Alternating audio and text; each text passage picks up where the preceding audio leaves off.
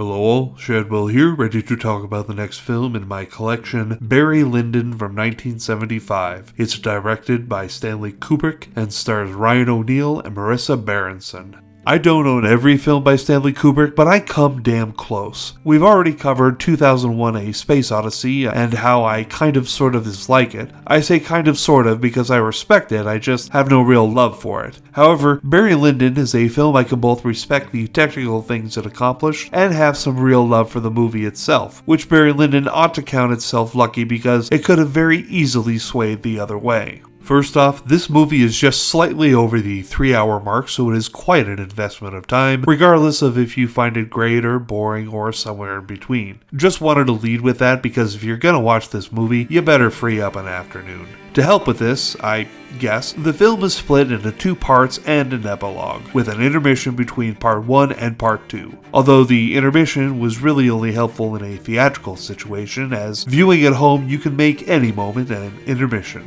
Let's first talk of the technical achievements of this film. Chiefly among them that it was shot with newly constructed cameras that were able to film in very low light situations, such as candlelit rooms, as the vast majority of this film is filmed with non-electrical lighting. The other wonderful thing about Barry Lyndon is that you can take your flat screen TV and pause the film at almost any moment and hang it up like a painting in your house, because practically every shot is perfectly composed as to be a work of art. The most impressive part to me, however, is that it's a 3+ hour film about a man's life in the 18th century, and I wasn't bored off my ass. Quite the opposite, I find the film low-key enthralling, even on multiple viewings. I would say the thing I don't like about it is that it is split into 2 parts and an epilogue. Now, had it been split into 3 parts and an epilogue, or 4 parts and an epilogue, I could have understood that necessity better. And the film doesn't have a traditional concrete ending, rather it gives a musing of what happens towards the end of Barry Lyndon's life, and quite honestly, I would have sat in for another 45 minutes or so if it meant seeing how Barry Lyndon's life ends. I also like how Barry Lyndon's life is narrated, and the early scene where he is the victim of a robbery so classy that everyone during it had their pinkies up.